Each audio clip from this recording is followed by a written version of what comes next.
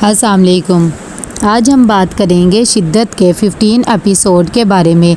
तो वीडियो शुरू करने से पहले हमारे चैनल को सब्सक्राइब कर लीजिए अगर अभी तक आपने नहीं किया, ताकि हमारी हर न्यू वीडियो आप तक पहुंच सके। यहाँ पर सुल्तान और जैसे ही असरा शॉपिंग करके आ जाते हैं तभी सुल्तान कहता है कि देखो मुझे कितना प्रोटोकॉल मिल रहे हैं, सब मेरी कितनी इज्जत करते हैं। असरा कहती है कि हाँ, ज़ाहिरी बात है, आपकी पर्सनैलिटी ही ऐसी है कि आपकी सब इज़्ज़त करते हैं, क्योंकि आपको सब जानते हैं कि इतनी देर में वहाँ पर उसकी एक क्लास फेलो डमशा आ जाती है और वो जैसे ही सुल्तान को देखती है तो उसे भी हाई कर देती है। सुल्तान भी उसे हाई कर देता है और साथ ही असरा कहता है कि अपना मूड ठीक करो, तुम्हें तो पता ही है ना कि मेरे कितने लोगों से ताल्लुकात हैं और ये सब कुछ करने की ज़रूरत नहीं है।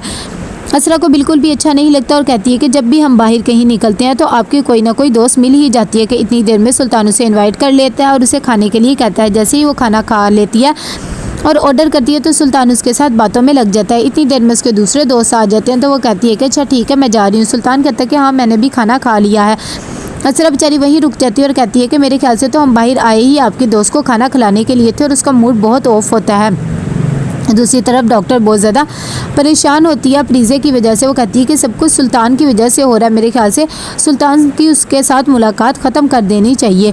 यहाँ पर रात को जब सुल्तान कमरे में आता है तो वो असरा कहता है कि ये तुमने क्या मूड ऑफ करके रखा हुआ है, शायद आज शॉपिंग तुम्हारे पैसों की कर ली है, इसलिए मैं अभी सेंड कर देता हूँ। उसे उसके पैसे सेंड कर देता है। असरा बेचारी बहुत ज़्यादा परेशान होती है और कहती है कि इसे तो ये भी नहीं पता है कि मैं किस वजह से नाराज़ हूँ और किस वजह से नहीं, इन्हें तो मेरा कुछ नहीं पता होता। सुबह होती है तो सुल्तान असरा कहता है कि मुझे बिल्कुल भी अच्छा नहीं लगता कि मेरे कमरे की बात बाहर जाए। असरा कहती है कि हमारे दरमियान ऐसा कुछ है ही नहीं, ना ही कोई लड़ाई झगड़ा, तो बाहर बात क्यों जानी और आपकी इज़्ज़त मेरी इज़्ज़त है, आप परेशान ना हो, मैं कभी भी ऐसा कुछ नहीं करूँगी। सुल्तान कहता है कि ये तो बहुत ही अच्छी बात है, क्योंकि मुझे नहीं अच्छा लगता कि कमरे की बात बाहर जाए। इतनी देर में वो लोग खाने के टेबल पे बैठे होते हैं, तभी वहाँ पर तानिया कहती है कि तुम लोग रात को काफ़ी लेट आ गए थे ना।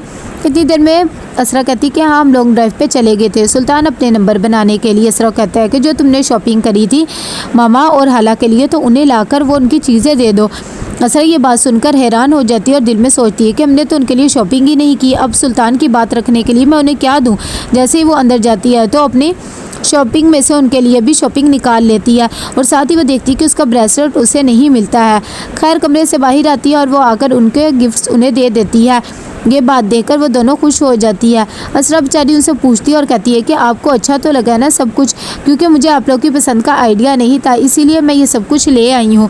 खैर सुल्तान कहता है कि अगर तुम लोग को नहीं अच्छा लगा तो असरा ने भी शॉपिंग करी है, तुम लोग उसके साथ रिप्लेस कर सकती हो। हाला को भी कह के जाता है कि अगर तुम्हें सूट नहीं पसंद आया। इतनी देर में जब वो ऑफिस जाने लगता है तो असरा उसे बताती है कि मेरे भाई ने जो मुझे ब्रेसलेट लिया था वो मुझे नहीं मिल रहा, मैंने हर जगह देख लिया है। सुल्तान जैसे ये बात सुनता है तो उसे बहुत ज़्यादा गुस्सा आ जाता है और कहता है तुम्हारे घर वाले क्या सोचेंगे कि मेरे घर से तुम्हारी चीज़ चोरी हो गई है, तुम्हें ध्यान क्यों नहीं रहता। इतनी देर में वो अपनी मेट के पास जाता है और उस पर बहुत ज़्यादा चिल्लाने लग जाता है और कहता है कि ये तुमने ही चोरी किया है, अभी मैं पुलिस को बुलाता हूँ, तुम्हारे अलावा ये काम कोई नहीं कर सकता। वो बेचारी घबरा जाती है और अपने बच्चों की कस्में खाने लग जाती है और कहती है कि मैंने ऐसा कुछ भी नहीं किया है, मेरे पे यकीन करें, मैं ऐसा काम क्यों करूँगी। सुल्तान कहता है कि ये तुमने ही किया है। असरा बेचारी को रहम आ जाता है और कहती है कि इसे पुलिस के हवाले करने की ज़रूरत नहीं है।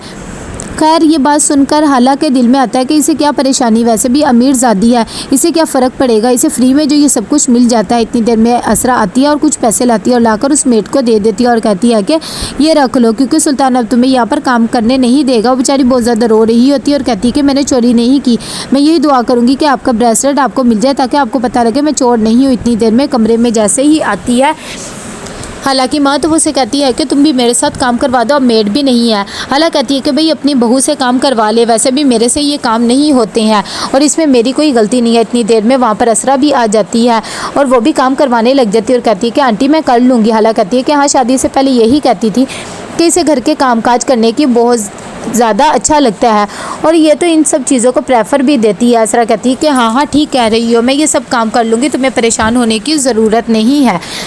दूसरी तरफ असरा काम ख़त्म करके आ जाती है सुल्तान की माँ के पास और आकर कहती है कि मैं अपने घर जाना चाहती हूँ, मैं सुल्तान के लिए एक बर्थडे सरप्राइज़ प्लान कर रही हूँ। ये बात सुनकर तलत कहती है कि अच्छा ठीक है तुम चली जाओ, मैं उसे कुछ भी नहीं बताऊंगी, वो सारे काम कर लेती है।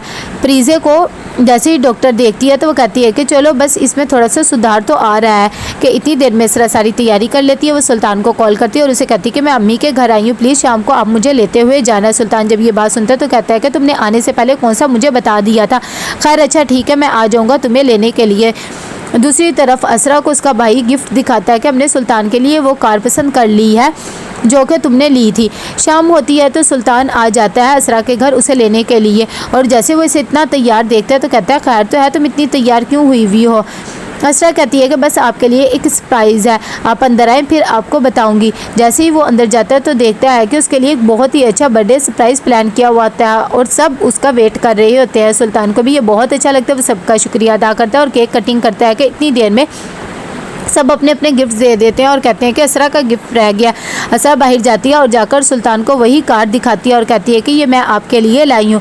ये कार देखकर सब हैरान हो जाते कि इतना महंगा गिफ्ट। असरा कहती है कि आपको यही पसंद थी ना, इसीलिए मैंने आपके लिए ले लिया। कि इतनी देर में उसका भाई कहता है कि अब तुम इसी कार में असरा को घर लेके जाना और जो तुम्हारी कार है वो तुम्हारे डैड ले जाएंगे। असरा ने बहुत चाहत से तुम्हारे लिए कार ली है। सुल्तान सबके सामने अच्छा बनने के लिए कह देता है कि मैं ये गाड़ी नहीं ले सकता, मुझे पता है कि तुम मेरे लिए ये गाड़ी ली है लेकिन मैं इतना महंगा गिफ्ट अफोर्ड नहीं कर सकता। ये बात सुनकर असरा को अच्छा नहीं लगता और उसके घर वाले भी हैरान हो जाते हैं। तो कैसा लगा आपको एपिसोड, लाइक में शेयर करके लाजमी बताइएगा। अल्लाह हाफिज़।